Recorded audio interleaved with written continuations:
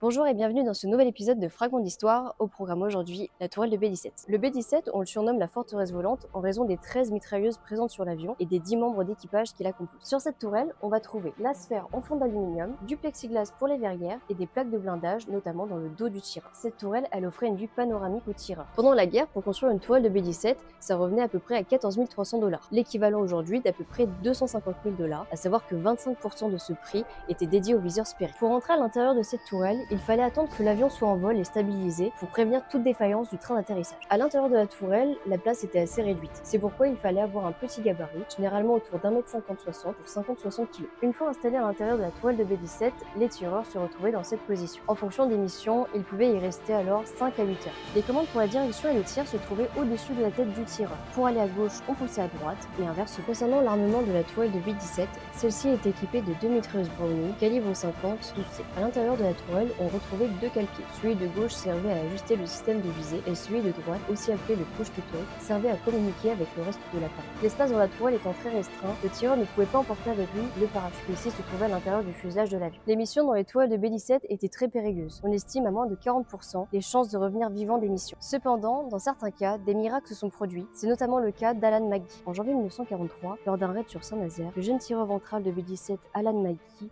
est éjecté de son avion. Non équipé de son parachute, celui-ci effectuera une chute de plus de 6700 mètres d'altitude et traversera la verrière de l'ancienne gare de la ville, aujourd'hui le théâtre. Miraculeusement vivant, il sera soigné par un médecin allemand et survivra à la guerre.